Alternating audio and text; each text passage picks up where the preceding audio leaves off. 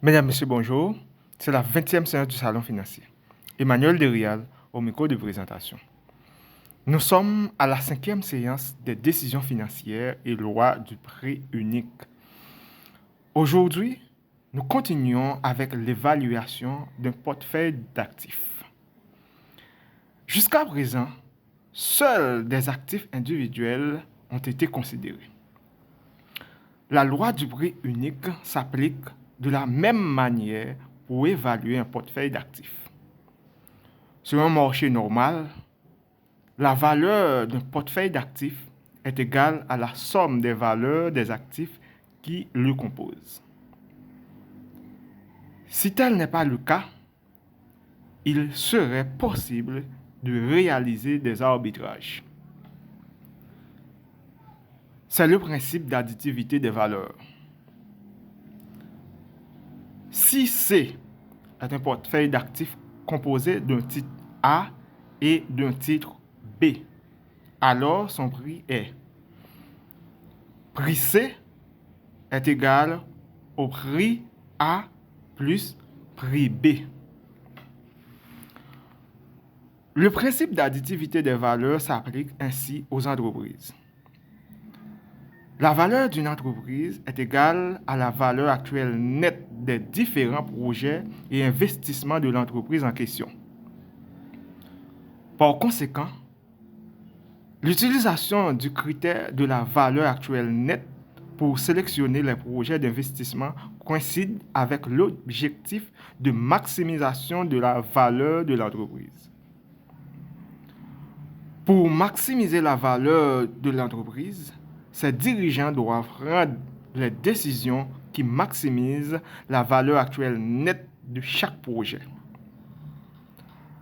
La valeur actuelle nette d'un projet représente la contribution d'un projet à la valeur totale de l'entreprise. Additivité des valeurs. Futurex est un groupe coté qui possède 2 filiales. Il détient 60% des parts d'une chaîne de restaurants et 100% d'une fabrique de skis. Si la valeur de marché de Futurex est de 160 millions d'euros et celle de la chaîne de restaurants est de 120 millions d'euros, quelle est la valeur de la fabrique de skis? Solution. La participation de Futurex dans la chaîne de restaurants vaut 60% multiplié par 120 millions d'euros. Cela est égal à 72 millions d'euros. En appliquant le principe d'additivité des valeurs, la valeur de la fabrique de skis est donc de 160 millions d'euros moins 72 millions d'euros. Cela est égal à 88 millions d'euros. Maintenant, le prix du risque. Pour simplifier, tous les projets considérés jusqu'à présent étaient sans risque. Les coûts et les bénéfices étaient certains. Ce n'est évidemment pas le cas le plus fréquent. Nous étudierons de manière détaillée la façon de mesurer et de valoriser les projets risqués dans d'autres chapitres. En guise d'introduction, cette section montre comment les concepts des sections précédentes peuvent être utilisés pour comprendre le lien entre risque et valeur d'un projet. On considère pour cela 2 actifs financiers. 1. Une obligation sans risque qui donne droit à un flux certain de 1100 euros dans un an. Et 2. Un actif risqué qui suit la performance du marché boursier, le portefeuille de marché. Celui-ci vaudra 1400 euros dans un an si la conjoncture économique est bonne et 800 euros si la conjoncture économique est mauvaise. Le portefeuille de marché vaudra donc en espérance 0,5 multiplié par 800 euros plus 0,5 multiplié par 1400 euros. Cela est égal à 1100 euros dans un an. Le taux d'intérêt sans risque est de 4%. Obligations sans risque et portefeuille de marché. Obligations sans risque. Prix de marché aujourd'hui, 1058 euros. Flux dans un an. Conditions défavorables, 1100 euros. Conditions favorables, 1100 euros.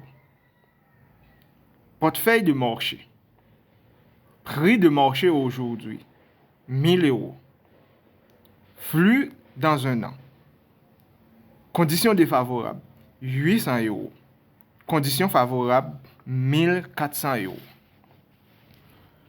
Sur un marché normal, le prix de l'obligation est égal à la valeur actuelle de ses flux futurs, soit 1100 divisé par, entre parenthèses, 1 plus 4%.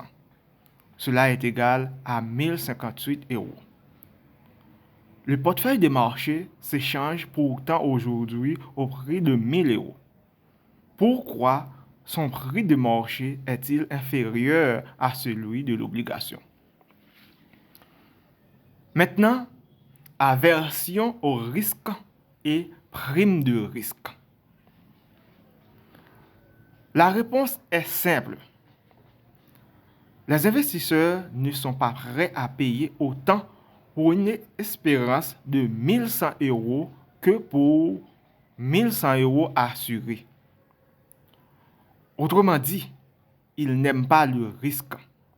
En particulier, le coût pour un investisseur de perdre 1 euro quand la conjoncture est mauvaise est supérieur à la satisfaction que lui procure 1 euro supplémentaire quand la conjoncture est bonne.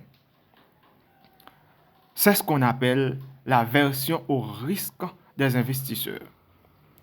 Elle diffère d'un individu à l'autre en fonction de ses préférences personnelles.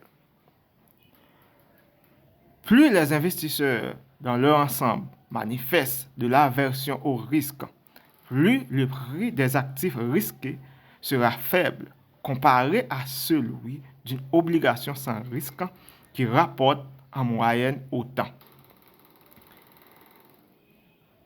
Il n'est donc pas possible d'utiliser le taux sans risque pour calculer la valeur actuelle d'un projet ou d'un actif risqué. Lorsque les agents investissent dans un projet ou un actif risqué, ils attendent une compensation à la hauteur du risque qu'ils acceptent de courir. Les investisseurs qui achètent l'actif risqué à son prix de marché de 1000 euros recevront dans un an en moyenne 1100 euros, soit un gain espéré de 100 euros.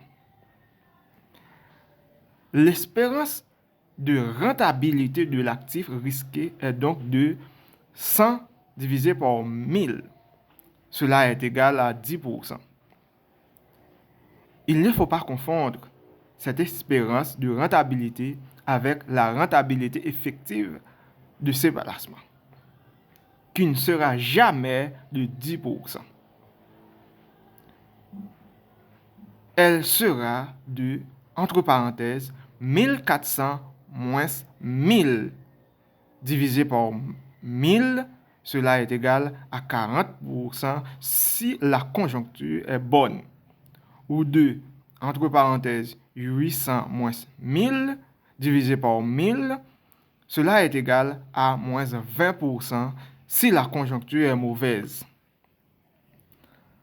La différence entre la rentabilité espérée de l'actif risqué, 10%, et le taux sans risque, 4%, est la prime de risque qui mesure la rentabilité supplémentaire de que les investisseurs exigent pour compenser le risque de l'actif, ici 6%. Donc, pour calculer la valeur actuelle d'un actif risqué, il faut actualiser ses flux espérés avec un taux d'actualisation égal au taux d'intérêt sans risque augmenté d'une prime de risque. Merci d'avoir été les nôtres. Au revoir.